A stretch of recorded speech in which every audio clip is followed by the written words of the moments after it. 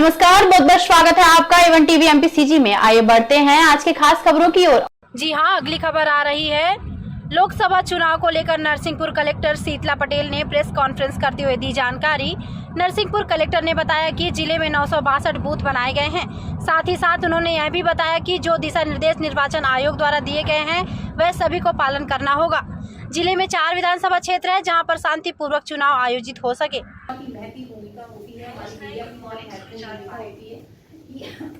लोकसभा के संबंध में जो निर्वाचन है उसकी तारीखों का सही प्रचार प्रसार हो, लोगों तक उचित प्रकार से बिना प्रभावित हुए मतदान करने की जो अपीलें हम जारी करते हैं और इन सभी चीज़ों को एक्टिवेट कर दिया है। जैसा कि आप सभी को ज्ञात है कि हमारा जिला जो है वो 2 संसदीय क्षेत्र में विभाजित है। एक मंडला क्षेत्र है और दूसरा होशंगाबाद क्षेत्र है। जो मंडला क्षेत्र है उसमें हमारी गोटेगांव विधानसभा आती है और जो हमारा होशंगाबाद क्षेत्र है उसमें हमारी 3 अन्य विधानसभाएं तेंदुखेड़ा, गाडरवाड़ा और नरसिंहपुर आती है। विधानसभा क्रमांक 14 और 17 इस प्रकार से 2 फेजेस में हमारे यहाँ पोल में जा रहे हैं। इनका आप यदि हमारे स्क्रीन पर देखेंगे तो जो हमारी डेट्स है और में भी कोशिश की है कि सभी को प्राप्त करें और कंटिन्यूअसली हम ये कोशिश में रहेंगे कि हमारे मतदान केंद्र जो है और बेहतर एक्सेसिबिलिटी वोटिंग के लिए आप सभी को यहाँ वहाँ आके जो हमारे मतदाता प्रयोग करना चाहेंगे वो डेफिनेटली वहाँ भी आएंगे। तो हम व्हीलचेयर ये हैं कि घोषणा के साथ ही जैसा कि आपको ज्ञात है एमसीसी लागू हो जाती है। ये सभी को ज्ञात है कि अंतिम 48 घंटों में सभा, रैली, जुलूस इत्यादि का आयोजन नहीं किया जा सकता। संबंधित जो भी अथॉरिटी है जिसको कंसर्न अनुमति देनी है उसके पास एप्लीकेशन पहुंच और एमसीसी वायलेशन इन सब चीजों पे चाहिए अभ्यर्थी द्वारा, जिसमें फिर उसके सारे ट्रांजेक्शन मॉनिटर होते हैं। और इसमें एक और महत्वपूर्ण बिंदु ये है कि उम्मीदवार जो है वो वेब पर्यवेक्षक जो आएंगे उनको कम से कम 3 बार जो हमने इस बार तय किए हैं वो ये हैं, जिसमें गोटेगांव में 4, नरसिंहपुर में 6, तेंदुखेड़ा में 4 और गाडरवाड़ा में 3 है। इसमें एक मुख्य बिंदु ये है कि नीड बेसिस पे इसे बढ़ाया करते हैं। उनकी प्रेजेंस में ये डाटा इस विधानसभा में हमारी 2,33,016 है और जो जेंडर रेशियो है 955.88 है। हमारी जो 93,512 हमारे मतदाता है 930.94 का हमारा इसमें जेंडर रेशियो है। और गाडरवाड़ा में हम आगामी लोकसभा की पूरी जानकारी दी है।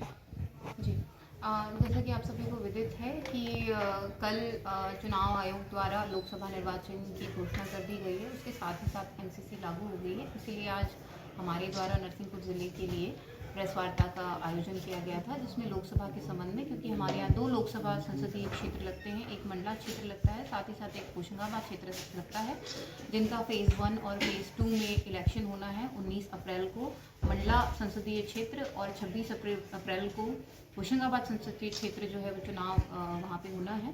तो इसी के संबंध में हमने प्रेस वार्ता बुलाई थी और सभी लोगों को ये सूचित किया जा रहा है। आगामी चुनाव को लेकर मैडम, जैसे चेक पोस्टों के बारे में भी आपने बताया है, कुछ क्या विशेष तैयारियां? जी, जैसे कि हमारे ज़िले में जो है 4 विधानसभाएं लगती है। इन सभी में सभी एसएसटीज, एफएसटीज, वीवीटी, वीएसटी का हमारे द्वारा गठन किया जा चुका है और हमारी एफएसटीज भी एक्टिव हो चुकी हैं। साथ ही साथ हमारी 17 एसएसटी एक्टिव हो रही हैं। तो एमसीसी के जो विभिन्न निर्देश होते हैं उसके तहत भी संपत्ति विरूपण के अगेंस्ट में हमारी कार्रवाइयाँ प्रारंभ हो चुकी है। सभी पब्लिक स्पेसेस से, पब्लिक ऑफिसेस से और साथ ही साथ 72 घंटे के अंदर फिर बाद में हमें प्राइवेट प्रॉपर्टीज़ पे भी बिना अनुमति के जो संपत्ति विरूपण रहता है उसका रिमूवल करना होता है। तो इसके संबंध में कार्रवाई हमारी प्रचलन में है और हम लगातार इन कार्रवाइयों को करते हुए एमसीसी का इम्प्लीमेंटेशन करते हैं। हम जिले में कितने पोलिंग बूथ बनाए गए हैं? जी, टोटल मिला के हमारे 262 और 2 ऑक्सिलरी पोलिंग बूथ अब हमें अनुमति प्राप्त हुई है। इस प्रकार से 962 प्लस 2 ऑक्सिलरी पोलिंग बूथ बनाए हमारे जिले में।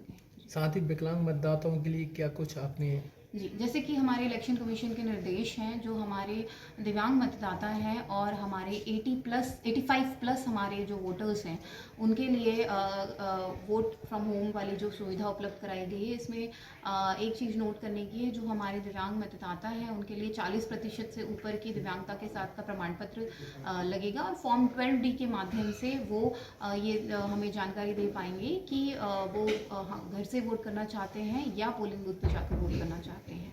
मैम, कितना सख्त रहेगा इस बार पुलिस प्रशासन और प्रशासन चेकिंग के दौरान? जी डेफिनेटली, जैसा कि हम पूर्व में बता चुके हैं कि FST, SST, VVT, VST etcetera की हम ऑलरेडी हमारी स्टार्टिंग हो चुकी है और जितने भी हमारे ईसीआई के एमसीसी के निर्देश हैं, साथ ही साथ संपत्ति विरूपण, कोलाहल नियंत्रण, आईपीसी के बहुत सारे सेक्शंस हैं, अन्य कानूनों की भी जो सेक्शंस हैं जिनमें किसी प्रकार का उल्लंघन होता है या किसी भी प्रकार की अनलॉफुल एक्टिविटी की जाती है तो सख्ती से उस पर कार्रवाई की जाएगी, क्योंकि हमें सुनिश्चित करना है कि हमारे इलेक्शन फेयर एंड ट्रांसपेरेंट हो।